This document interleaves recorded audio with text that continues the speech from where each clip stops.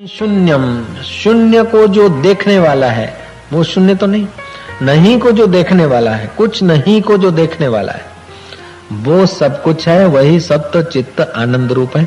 ऐसा वेदांत दर्शन को जानने वाले वेदांत दर्शन मानता है।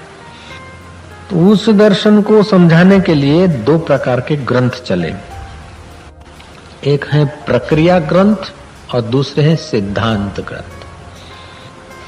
जैसे केजी से फिर एकड़िया बगड़ा तिगड़ा ऐसे करते करते आदमी चले,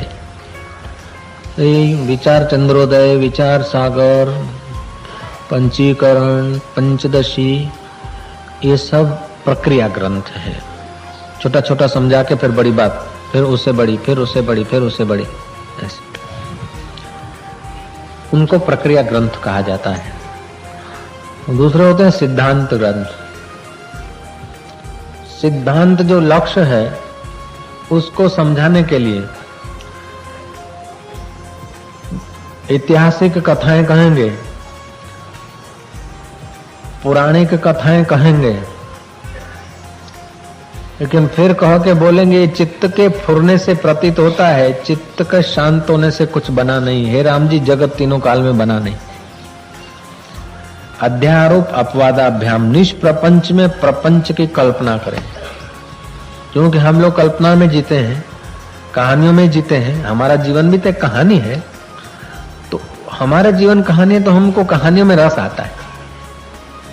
जैसे वो कृष्ण की और ऋषि की कहानी बताई, तो एक बार सुन ले आपको याद रह जाए, आप दूसरे को भी सुना देंगे। तो ये कहानियां, घटनाएं, तो हमारा जीवन भी घटनाओं और कहानियों में जीता है। तो फिर वो तत्ववेता महापुरुष उस प्रकार की बातें, उस प्रकार की कहानियां, कथाएं सुनाकर फिर बोलेंगे कि ये सब स्वप्न मात्र है, सब बीत गया। राजा वयन के शरीर से डांग से पुत्र की प्राप्ति हुई, उसने राज्य किया, राजा रघुगण ने राज्य किया, अम्बरीश ने राज्य किया, फलाना किया, लेकिन हे राम जी बना कुछ नहीं, सब स्वप्न हो गया। श्री कृष्ण आए और अर्जुन को विषाद योग हुआ और श्री कृष्ण ऐसा कहेंगे, ऐसा कहेंगे, और अर्जुन फिर ऐसा पूछेगा। ये पूरा भविष्यवाणी वशिष्ठ ने बता दी।